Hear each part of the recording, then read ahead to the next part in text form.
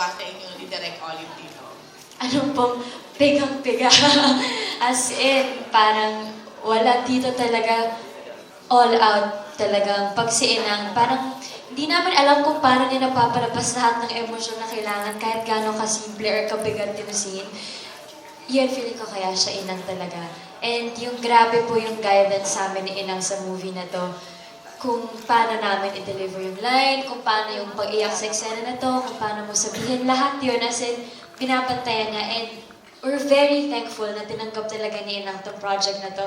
Talagang grabe po yung pasasalamat namin kasi lahat ng artista, syempre gusto makatrabaho si Inang. And kami, nabigyan kami ng pagkakataon. And mas nakilala namin si Inang, kung paano siya sa set, at ang dami namin natutunan sa kanya.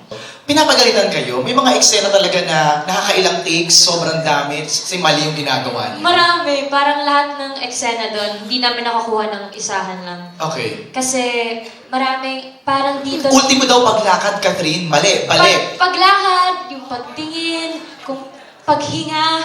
Talaga? Yes, lahat yun. So parang sabi namin ni DJ, parang nag-back to zero kami. Parang nag-take ulit kami ng panibagong course sa mundo ni Inang pagsaset. Kasi parang yung pinag-aralan namin dati, hindi pa yan enough. Na parang ang dami pa pala namin kailangan i-improve and ganyan. Oo. And masaya kami na naging open talaga kami kay Inang para sa mga new learnings na yun.